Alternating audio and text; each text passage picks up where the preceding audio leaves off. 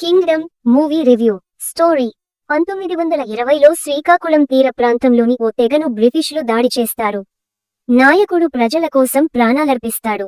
తరువాత కాలంలో 1991లో చిన్న కానిస్టేబుల్ అయిన సూరి విజయ్ దేవరకొండ ఒక మిషన్లో భాగంగా తన చిన్నప్పుడే విడిపోయిన అన్న శివ సత్యదేవ్ ఉన్న ప్రాంతానికి చేరుకుంటాడు.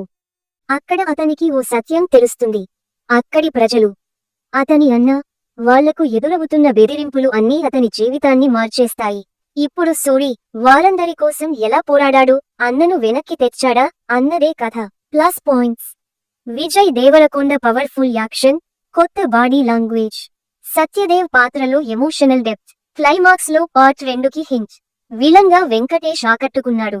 బ్రాండ్ ప్రొడక్షన్ వాల్యూస్: విజువల్స్ బాగున్నాయి, సినిమాటోగ్రఫీ మరియు ఎడిటింగ్ ఆకర్షణీయంగా ఉన్నాయి. మైనస్ పాయింట్స్: కథలో కొత్తదనం లేకపోవడం, ఎమోషనల్ కనెక్షన్ బలహీనంగా ఉంది, కొన్ని లాజిక్స్ లో లోపాలు, హీరోయిన్ పాత్ర చాలా వీక్. ఫైనల్ వర్డ్: కింగ్డమ్ ఒక విజువల్ గా స్టైలిష్ సినిమా.